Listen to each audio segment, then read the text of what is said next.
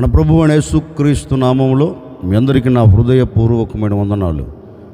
దేవుడి దినమంతా మీకు తోడై ఉండి మిమ్మల్ని ఆశీర్వదించి దీవించి కాపాడునుగాక. పరిశుద్ధ గ్రంథంలో నుండి దినవృత్తాంతాల మొదటి గ్రంథం 28వ అధ్యాయం 9వ వాక్యాన్ని నేను చదువుతూ ఉన్నాను. మీ పరిశుద్ధ గ్రంథమైన బైబిల్ తెరచి చూడండి. సొలొమోనా, నా కుమారుడా, నీ తండ్రి యొక్క దేవుడైన యెహోవా అందరి హృదయములను పరిశోధించువాడును, ఆలోచనలన్నిటినీ సంకల్పములన్నిటినీ ఎరిగిన వాడునై ఉన్నాడు.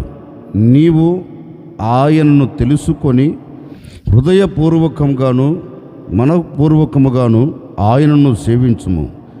ఆయనను వెదికిన ఎడల ఆయన నీకు ప్రత్యక్షమగును.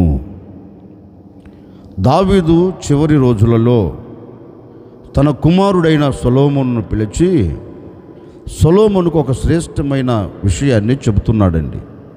కుమారుడా, నేను నా పితరుల దగ్గరికి వెళ్ళిపోతున్నాను. నేను నా తండ్రి యొద్దకు నేను వెళ్ళిపోతున్నాను. భారభరితమైన ఒక పని దేవుడు నీ భుజస్కంధాల మీద మోపాడు గనుక ఈ పని అంతటిని నువ్వు ఆశీర్వాదకరంగా దీవెనకరంగా జరిగించేదానికి నీకు దేవుని సహాయం అంటూ కావాలి. నేను ఆలోచించినది వేరు, దేవుని ఆలోచన వేరు. నా ఆలోచన ప్రకారం దేవునికి ఒక ఆలయమును కట్టదలిచా, ఆలయమును నిర్మించదలిచా.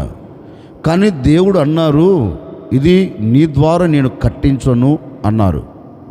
సరే, దేవుని చిత్తం ఏమై ఉన్నదో అని దేవుని యొద్ద అడిగితే దేవుడు కూడా చెప్పాడు, నీ ద్వారా అయితే ఈ పని నేను జరిగించను, సొలొమోను ద్వారా ఈ పనిని నేను నెరవేరుస్తాను అని చెప్పాడు. గనుక బాధ్యత కలిగిన వాడనై నీకు ఒక ఆజ్ఞపూర్వకముగా నేను కొన్ని విషయాలు చెబుతాను, జాగ్రత్తగా విను అని తన కుమారుడైన సొలొమోనును పిలిచి సొలొమోనుతో ఈ మాట అంటున్నాడు.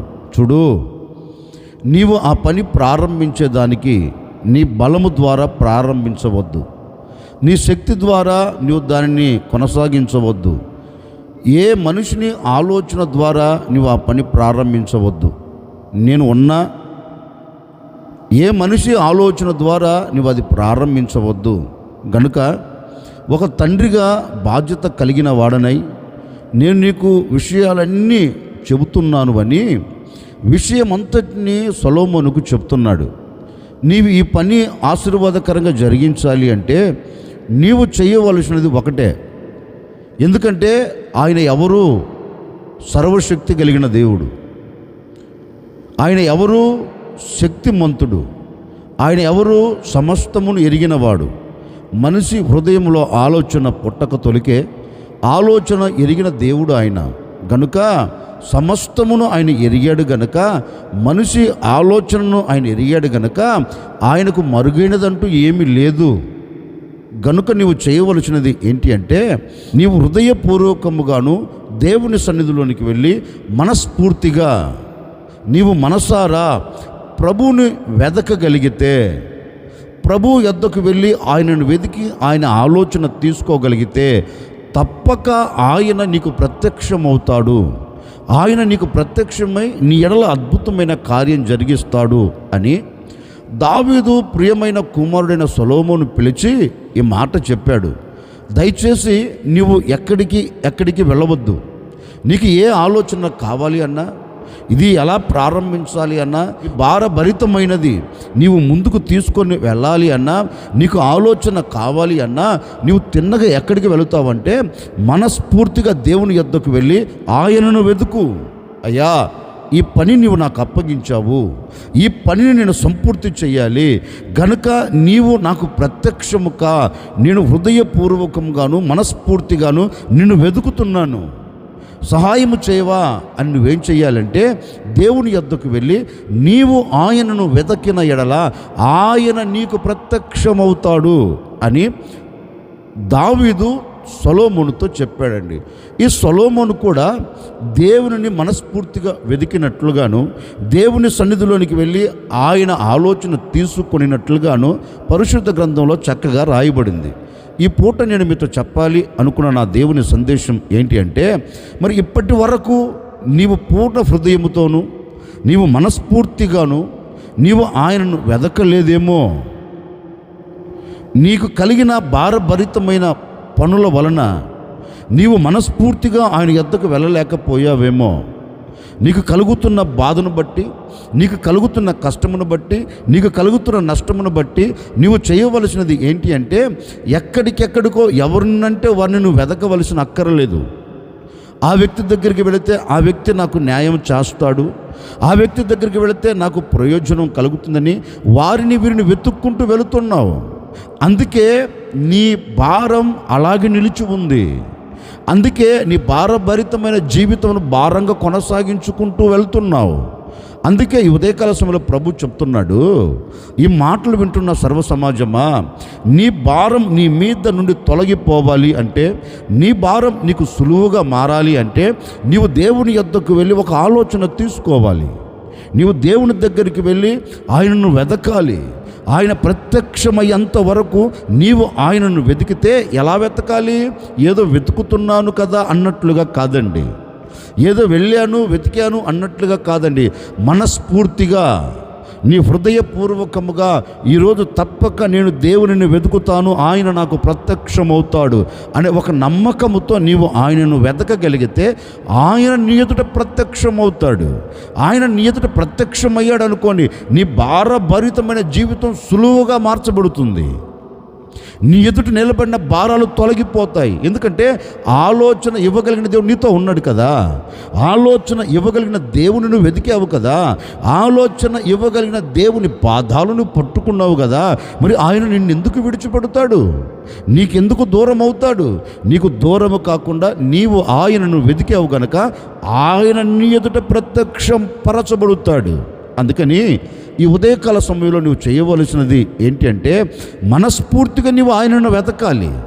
ఆయనను వెతికితే ఆయన నీ ఎదుట ప్రత్యక్షమై నీకు కావలసిన ప్రతి దీవెన ఆయన నీ చేతులకు అప్పగిస్తాడండి. అందుకే దావీదు సొలొమోనుతో అంటున్న మాట, నీవు మనస్ఫూర్తిగా హృదయపూర్వకముగా నీవు దేవుని దగ్గరికి వెళ్ళి ఆయనను వెతుకు, ఆయన నీకు ప్రత్యక్షమవుతాడు, ఈ రాజ్య పరిపాలన విషయంలో నీకు ఆలోచన చెబుతాడు అని సొలొమోనుకు దావీదు చెప్పినట్లుగా ఒక సేవకుడిగా ఈ ఉదయకాల సమయంలో నేను మీతో కూడా చెప్తున్నానండి. నీకు కలిగిన ప్రతి విషయములో, నీవు ఆలోచిస్తున్న ప్రతి దాని విషయములో నీవు దేవుని యొద్దకు వెళ్ళి ఆయనను వెతకగలిగితే తప్పక సొలొమోనుకు ప్రత్యక్షమైన దేవుడే నీకు ప్రత్యక్షం కాబోతూ ఉన్నాడు. మరి ఆయనను వెతకాలి అన్నారు కదా, ఆయనను మనం ఎలా వెతకాలి? ఆయనను మనం వెతికితే మనకు కలిగే ఒక దీవెన ఏంటి? దైవజనుడైన పౌలు రాసిన హెబ్రీ పత్రిక 11వ అధ్యాయం 6వ వాక్యాన్ని నేను చదువుతూ ఉన్నాను, మీరు గమనించండి. దైవజనుడైన పౌలు రాసిన హెబ్రీ పత్రిక 11వ అధ్యాయం 6వ వాక్యాన్ని చదువుతూ ఉన్నాను. మీ పరిశుద్ధ గ్రంథమైన బైబిల్ తెరిచి చూడండి. విశ్వాసము లేకుండా దేవునికి ఇష్టుడై ఉండుట అసాధ్యము. దేవుని యొద్దకు వచ్చువాడు ఆయన ఉన్నాడనియు తన్ను వెదుకు వారికి ఫలం దయచేయువాడనియు నమ్మవలెను గదా. దైవజనుడైన పౌలు హెబ్రీ సంఘానికి ఒక ఉత్తరం రాస్తూ ఆ ప్రజలతో ఒక శ్రేష్టమైన మాట చెప్తున్నాడు. దేవుని రాకడ కొరకు సిద్ధపరచబడుతున్న విశ్వాసులారా, దేవుని రక్తముతో కడగబడి పరిశుద్ధ సమూహములో చేర్చబడి పరలోక పట్టణము చేరాలని ఆశతో ఆకాంక్షతో ఎదురు చూస్తున్న క్రీస్తు రెండవ రాకడ కొరకు ఎదురు చూస్తున్న సర్వసమాజమా, మీరు విశ్వాసము లేకుండా దేవునికి ఇష్టులై ఉండుట అది అసాధ్యము. ఒక వ్యక్తి దేవునికి ఇష్టుడిగా మారాలి అంటే ఆ వ్యక్తిలో ఏమి ఉండాలి అంటే ఒక విశ్వాసము ఉండాలి. ఆ విశ్వాసము కలిగిన వాడే దేవునికి ఇష్టుడిగా మార్చబడతాడు. ఆ వ్యక్తి దేవుడు ఉన్నాడు అని, ఆ దేవుడు నాకు ఫలము దయచేస్తాడు అని నమ్మాలంటండి. ఎలా ఆయనను వెతకాలి? ఆయనను వెతుకువారు ఎలా ఆయనను వెతకాలి లేఖనమంటుంది, ఆయన నాకు ఫలము దయచేస్తాడు అనే నమ్మకముతో ఆయనను వెతకాలంటండి. ఈ సంఘానికి దైవజనుడు అదే చెప్తున్నారు. మీరు ఆయన ఎలా వెతకాలి అంటే, ఈ లోకములో నేను బ్రతికి ఉన్నంత కాలం, ఈ లోకములో నా మనుగడ కొనసాగించబడుతున్నంత కాలం, ఈ లోకములో నేను జీవిస్తున్నంత కాలం నేను ప్రతి విషయంలో ఫలమును చూడాలి అంటే, ఒక శ్రేష్టమైన ఆశీర్వాదానికి నేను నాంది పలకాలి అంటే, ఆత్మ సంబంధంగా కానివ్వండి, శరీర సంబంధంగా కానివ్వండి, కుటుంబ సంబంధంగా కానివ్వండి, వ్యక్తిగత జీవిత పరంగా కానివ్వండి, ఏ విషయములోనైనా ఒక వ్యక్తి ఫలము చూడాలి అంటే, ఒక దీవెన చూడాలి అంటే ఆ వ్యక్తిలో ఒక నమ్మకం ఉండాలంటండి. ఏ నమ్మకం? నేను నా దేవునిని నమ్మకముతో వెతుకుతున్నాను. నేను ఆయన ఎలా వెతుకుతున్నాను అంటే, ఒక నమ్మకం నాకుంది. నేను నా దేవునిని వెతికితే నా దేవుడు నాకు ఫలము దయచేస్తాడు. నా కష్టములో నేను ఆయనను వెతుకుతాను, నా నష్టములో నేను ఆయనను వెతుకుతాను, నా ఇబ్బందుల్లో నేను ఆయనను వెతుకుతాను, నాకు కలిగిన ఇరుకులో నేను ఆయనను వెతుకుతాను. ఆయనను నేను మనస్ఫూర్తిగా వెతికినప్పుడు, ఆయన మీద నేను నమ్మకం పెట్టి ఆయనను వెతికినప్పుడు, ఆయన నాకు ప్రత్యక్షమై నాకు కావలసిన, నా కుటుంబానికి కావలసిన ప్రతిఫలం నా దేవుడు నాకు దయచేస్తాడు అనే ఒక నమ్మకముతో నువ్వు వెతకాలి అండి. ఈ రోజున ఎందుకు చేస్తున్న దానిలో ఒక దీవెనను చూడలేకపోతున్నావు? ఎందుకు నువ్వు అడుగు వేసిన చోట ఆశీర్వాదం కనపడక కన్నీరు కారుస్తున్నావు? ఎందుకు నువ్వు పడుతున్న ప్రయాస నీ చేతుల్లో నిలబడక, నీ కష్టమును నీవు అనుభవించలేక ఎందుకు కన్నీరు కారుస్తున్నావంటే, నీవు నమ్మకముతో దేవునిని వెతకట్లేదు. నా దేవుణ్ణి నేను వెతుకుతాను, ఆయన నాకు ఫలము దయచేస్తాడు, నేను నా దేవుణ్ణి వెతుకుతాను, ఆయన నా పట్ల కార్యం జరిగిస్తాడు అనే ఒక నమ్మకం నీలో లేదండి. నీవు నమ్మకంతో దేవుణ్ణి వెతకట్లేదు. చాలామంది అంటారు, ఏమండి బాబోయ్, మేము నమ్మకం లేకపోతేనే బైబిల్ చదువుతున్నామా? మేము నమ్మకం లేకపోతేనే ప్రార్థన చేస్తున్నామా?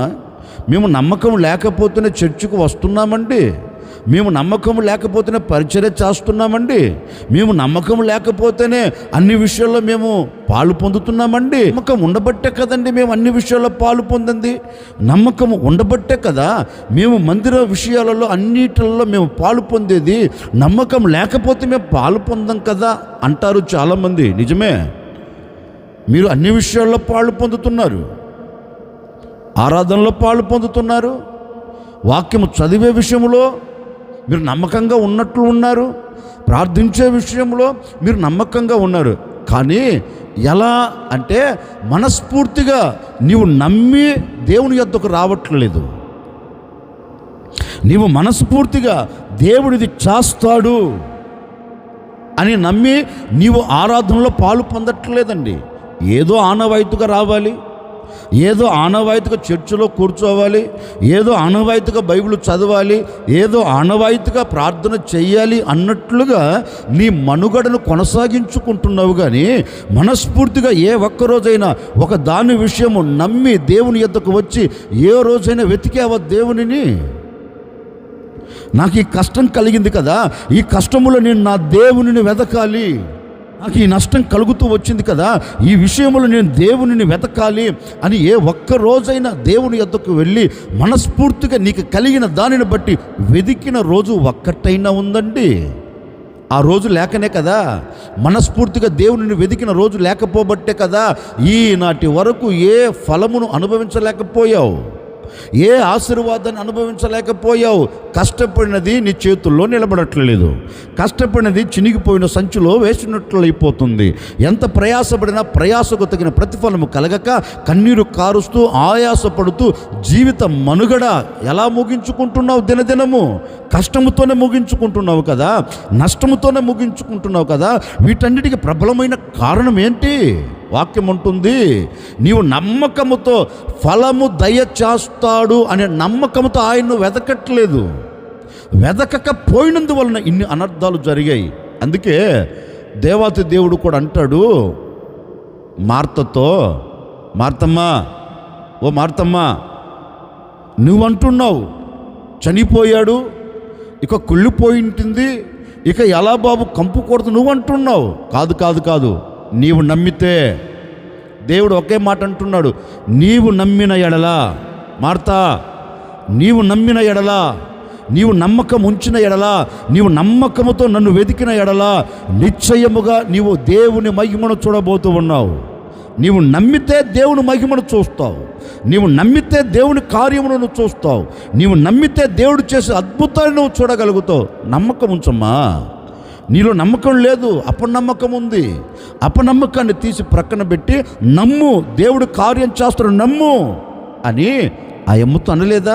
అంటే ఒక వ్యక్తి దేవుని మీద నమ్మకం ఉంచగలిగితే, నమ్మి ఆయనను వెతకగలిగితే ఆ వ్యక్తి పట్ల దేవుడు అద్భుతం చేస్తాడండి, ఆశ్చర్యమైన కార్యం చేస్తాడు.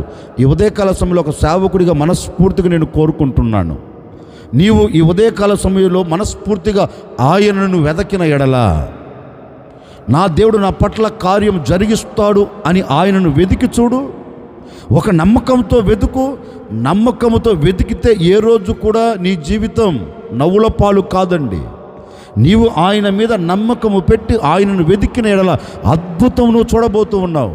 ఇప్పటి వరకు నువ్వు అద్భుతం చూడకపోయేదానికి ప్రబలమైన కారణం ఏంటంటే నమ్మకము లేక, దేవుని మీద నమ్మకం ఉంచి ఆయన వెతకక. ఈరోజు నమ్మి ఆయనను వెతికి చూడు. ఈ దినం నా దేవుడు నీ పట్ల అద్భుతమైన కార్యం జరిగించబోతూ ఉన్నాడు, ఒక ఆశ్చర్యమైన కార్యం జరిగించబోతూ ఉన్నాడు. నమ్మిన ప్రతి వ్యక్తిగత జీవితంలో అద్భుతాలు జరగబోతూ ఉన్నాయి. దేవునిని నమ్మిన వ్యక్తి పట్ల ఆశ్చర్యమైన కార్యాలు జరగబోతూ ఉన్నాయి. దేవునిని నమ్మి చూడు, నీ కుటుంబం స్వర్గసీమగా దేవుడు నిలబెడతాడు. చాలామంది దేవునిని నమ్మేదానికంటే నరములాడుతున్న నరుని మనసులో మెదిలే మాట అండి, దేవునిని నమ్మడు, దేవుని మీద నమ్మకం ఉంచడు. మనిషిని నమ్మాలంటే చాలా బాగా నమ్ముతారండి. మనిషి మీద నమ్మకం పెట్టుకోవాలంటే చాలా నమ్మకం పెట్టుకుంటారు. నేను చెప్పనా, మనిషి మీద నమ్మకం ఉన్నంతకాలం నీ జీవితం నవ్వుల పాలే.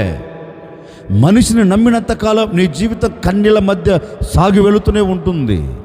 మనిషిని నమ్మినంతకాలం నీవు ఇబ్బందుల మధ్యలో పడిపోతావు, నష్టాన్ని చూడగలుగుతావు, అవమానాన్ని అనుభవించగలుగుతావు. ఎందుకని? మనిషిని నమ్మావు కనుక, మనిషిని వెతుక్కుంటూ వెళ్ళి అతన్ని నమ్మావు కనుక, ఈ వ్యక్తి అయితే నాకు అన్ని విషయాల్లో తోడుగా ఉంటాడు అని నమ్మావు కనుకనే మోసపోయావు. మనుషుని నమ్మేదానికంటే నీవు నమ్మవలసింది ఎవరిని అంటే, నీ పట్ల అద్భుతము చేయగలిగిన దేవుని నమ్మితే నీవు అనుకున్న గమ్యం నువ్వు చేరగలుగుతావు. అందుకే వాక్యం కూడా అంటుంది, దైవజనుడు కూడా అంటారు చూడండి, మీరు ఫలము పొందాలి అని ఒకవేళ ఆయనను నమ్మి ఆయనను వెతికితే ఆయన తప్పక మీకు ఫలమును దయచేస్తాడు. నిజమే. వారికేంటి? ఈరోజు ఎందరైతే నేను ప్రకటిస్తున్న యేసుక్రీస్తును నమ్ముతారో, ఆయనను నమ్మి వెతుకుతారో, ఆయనను వెతికిన ప్రతి కుటుంబం ఫలాన్ని అనుభవించబోతుంది, అద్భుతాన్ని చూడబోతుంది, కార్యము చూడబోతుంది. ఆయన చేసే నవనూతనమైన కార్యాలు, నీ కుటుంబంలో జరిగే కార్యాలు నీవు కనులారా చూడబోతూ ఉన్నావు, మనసారా ఆస్వాదించబోతూ ఉన్నావు, దేవునికి నీవు సాక్షిగా నిలబడబోతూ ఉన్నావు. అందుకని నీవు ఆయన ఎలా వెతకాలి అంటే, నాకు ఆయన ఫలము దయచేస్తాడు అని నమ్మకముతో నీవు ఆయనను వెతికితే తప్పక ఆయన నీకు ప్రత్యక్షమై నీకు కావలసిన ఆశ్చర్యమైన కార్యాలు, నీవు చూడవలసిన అద్భుతమైన కార్యాలు, నీవు పొందుకోవలసిన ప్రతి మేలును ఆయన నీకు దయచేసి నిన్ను ఆశీర్వాదకరంగా సమాజంలో నిలబెడతాడు. మరొక మాట కూడా నేను మీతో చెబుతాను. ఆయనను మనం ఎలా వెతకాలి? దినవృత్తాంతాల 2వ గ్రంథం 7వ అధ్యాయం 14వ వాక్యాన్ని చదువుతూ ఉన్నాను. మీ పరిశుద్ధ గ్రంథమైన బైబిల్ తెరచి చూడండి. నా పేరు పెట్టబడిన నా జనులు తమ్మును తాము తగ్గించుకొని ప్రార్థన చేసి నన్ను వెదకి చెడు మార్గములను విడిచిన ఎడల ఆకాశము నుండి నేను వారి ప్రార్థనను విని వారి పాపమును క్షమించి వారి దేశమును స్వస్థపరచుదును. దేవాతి దేవుడు ఒక శ్రేష్టమైన మాట చెప్తున్నాడు. చూడు, నా పేరు పెట్టబడిన నా జనులు తమ్మును తాము తగ్గించుకొని నా సన్నిధిలోనికి వచ్చి వారికి కావలసిన దాని నిమిత్తం నన్ను వెదకి నా సన్నిధిలో ప్రార్థించిన ఎడల నేను వారి దేశమును స్వస్థపరుస్తాను, వారి పాపములను క్షమిస్తాను, చెడు మార్గములు విడిచి వారు నన్ను వెతకాలి అని దేవాతి దేవుడు చక్కని మాట చెప్తున్నారండి. నిజమే, తాము తగ్గించుకొని అంటే వినయము కలిగి, ఏ వ్యక్తి అయితే వినయముతో దేవునిని వెతుకుతాడో ఆ వ్యక్తికి దేవుడు ప్రత్యక్షమవుతాడు. ఆ వ్యక్తికి ప్రత్యక్షమై అతని ప్రార్థన వింటాడంటండి, అతని మొరను ఆలకిస్తాడంట. ఎవరు? వినయము కలిగిన వారు. వినయముతో కూడిన ప్రార్థన ఒక వ్యక్తి చేస్తే, వినయముతో కూడిన ప్రార్థనతో ఆయనను వెతికితే ఆయన నీకు ప్రత్యక్షమవుతాడు. ప్రత్యక్షమై ఏం చేస్తాడంటే నీ ప్రార్థన అంగీకరిస్తాడంటండి. నీవు ఏ విషయంలో మొరపెట్టినా, ఏ విషయంలో కన్నీరు కార్చినా, ఏ విషయంలో ఆయన పాదాలు పట్టుకొని అడిగినా నీ ప్రార్థన ఆయన విని నిన్ను స్వస్థపరుస్తాడంటండి, నిన్ను బాగు చేస్తాడంటండి. నీ బాగోగులు ఆయన చూస్తాడట. ఎప్పుడు? నీవు వినయము కలిగి ఆయనను వెతికినప్పుడు, వినయముతో కూడిన ప్రార్థన నీవు చేసినప్పుడు తప్పక ఆయన ఎదుట ప్రత్యక్షమవుతాడు. ఈ రోజున మన కంటికి కరువైనది, మన మనసులో మెదలకపోయిన మాట ఏంటంటే, నేను నా దేవుని సన్నిధిలోనికి వినయము కలిగి వెళ్ళాలి, వినయముతో కూడిన ప్రార్థనతో నేను ఆయనను వెతకాలి. చూడండి, చాలామంది దేవుని సన్నిధిలోనికి వెళ్ళేటప్పుడు వినయముతో కూడిన ప్రవర్తనతో రారండి. దేవుని మందిరంలో కూర్చున్నప్పుడు వినయముతో దేవుని మందిరంలో కూర్చోరండి. ఇది దేవుని సన్నిధే, ఈ పరిశుద్ధుడైన దేవుడు సంచరించే స్థలము కదా, పరిశుద్ధుడైన దేవుడు నివాసం చేసే స్థలము కదా. ఈ స్థలములో నేను వినయము కలిగి బ్రతకాలి, వినయము కలిగి ప్రవర్తించాలి అనే మాట ఈ రోజున మనిషి హృదయంలో మెదలట్లేదు. ఏదో వస్తున్నాను, ఏదో వెళుతున్నాను, దేవుని సన్నిధిలోకి వస్తున్నాను వెళుతున్నాను అన్నట్లుగా ఉన్నాడు. కానీ నేను దేవుని సన్నిధిలో వినయము కలిగి బ్రతకాలి అనే ఆలోచన కరువైపోయిందండి, కరువైపోయింది. అందుకే కదా దేవుడు ఏ విషయంలో కూడా నీ మొర వినట్లేదు. నీలో వినయం లేదు కదా, గర్వంతో కూడిన మనసుతో నిలబడ్డావు కదా, గర్వంతో కూడిన మనస్తత్వం కలిగి బ్రతుకుతున్నావు కదా, అహంకారపు మత్తుతో దేవుని సన్నిధికి వస్తున్నావు కదా. అందుకే దేవుడు నీ ప్రార్థన వినటం లేదు. అందుకని ఈ దినము నుండి నీవు చేయవలసినది ఏంటో తెలుసండి, వినయము కలిగి దేవుని సన్నిధిలోనికి వచ్చి ఎప్పుడైతే నువ్వు దేవునిని వెతుకుతావో తప్పక నా దేవుడు నీకు ప్రత్యక్షము కాబోతూ ఉన్నాడు. నిన్ను నీవు తగ్గించుకొని దేవుని పాదాలు ఎప్పుడైతే పట్టుకుంటావో తప్పక ఆయన నీకు ప్రత్యక్షమై నీ ప్రార్థనను విని నీ కార్యములన్నీ సఫలం చేయబోతూ ఉన్నాడు. ఒకవేళ ఏ విషయంలో నువ్వు ప్రార్థిస్తున్నప్పటికీ, ఏ విషయంలో నువ్వు కన్నీరు కార్చి మొరపెడుతున్నప్పటికీ, ఏది చూడాలని ఆశతో ప్రభు పాదాలు పట్టుకొని నువ్వు ఆయన వెతికినప్పటికీ తప్పక నీ ప్రార్థన వినేదానికి ఆయన ప్రత్యక్షమై నీ ప్రార్థనను విని నీ ప్రార్థనకు జవాబిచ్చి అన్ని విషయాలలో దేవుడు నీకు జయమును కలుగ చేయబోతూ ఉన్నాడు.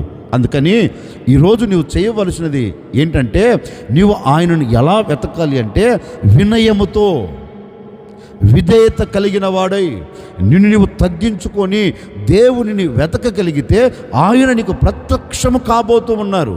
అందుకే ఆసా కూడా చెబుతాడండి, యూదావారులారా, ఓ యెరూషలేము నివాసులారా, దేవుని పేరు పెట్టబడిన ప్రజలారా, ఒకసారి ఆలోకించండి, ఒకసారి ఆలోచించండి. ఎందుకంటే దేవుడు మనకు ప్రత్యక్షము కావాలి అంటే, దేవుడు మన ఎదుటికి దిగివచ్చి మన ఎదుట నిలబడిన శత్రువులు తారుమారు అవ్వాలి అంటే, శత్రువుల మీద మనం జయము చూడాలి అంటే మీ పూర్ణ హృదయముతో మిమ్మల్ని మీరు తగ్గించుకొని వినయము కలిగిన వారై దేవుని పాదాలు పట్టుకొని ఆయన సన్నిధిలో మీరు మొరపెట్టిన ఎడల, చక్కని మాట అంటున్నాడండి. మీరు చేసే ప్రార్థన ఎలా ఉండాలంటే వినయముతో కూడినదై, తమ్మును తాము తగ్గించుకొని దేవుని సన్నిధిలో అణిగి మణిగి మీరు దేవుని చేతులకు అప్పగించుకొని ఆయనను వెతికిన ఎడల తప్పక ఆయన మీకు ప్రత్యక్షమవుతాడు. ఏదో అహంకారపు మత్తుతో, భక్తి అనే గర్వంతో, ఒకవేళ మీరు ఆయనను వెతికారనుకో ప్రత్యక్షం కాడు. ఆయన ఎవరు? అహంకారులను ఎదిరించగలిగిన వాడు, దీనులకు కృపను దయచేయగలిగిన వాడు. మరి ఆ దీనత్వము కలిగి, అహంకారముతో కాకుండా దీనత్వము కలిగి, విధేయత కలిగి మీరు దేవుని పాదాలు పట్టుకొని మొరపెడితే నిశ్చయముగా ఆయన మీకు ప్రత్యక్షమవుతాడు అన్న మరుక్షణమేనండి ఈ దేవుని పేరు పెట్టబడిన ప్రజలందరూ ఏం చేశారో తెలుసా? తమ్మును తాము తగ్గించుకొని దేవుని సన్నిధిలో విధేయత కలిగి దేవుని పాదాలు పట్టుకొని మొరపెడితే ఆకాశము నుండి ఆయన వీరి స్వరమును విన్నాడు, వీరి మొరను విన్నాడు.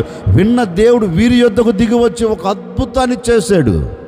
వీరు దేని నిమిత్తమైతే మొరపెట్టాడో ఆ కార్యం వారి ఎదుట జరిగించాడు. మరి నేను అనే మాట, వినయము కలిగి విధేయత కలిగి తమ్మును తాము తగ్గించుకొని వారు దేవుని పాదాలు పట్టుకొని మొరపెడితే వారి ఎదుట ప్రత్యక్షమైన దేవుడు మరి నీ ఎదుట ఎందుకు ప్రత్యక్షం కావట్లేదు? ఏమండి, మేము రోజు గంటలు గంటలు ప్రార్థన చేస్తున్నామండి, గంటలు గంటలు ప్రార్థనలో మేము ఉంటున్నామండి, గంటలు గంటలు బైబిల్ చదువుతున్నామండి.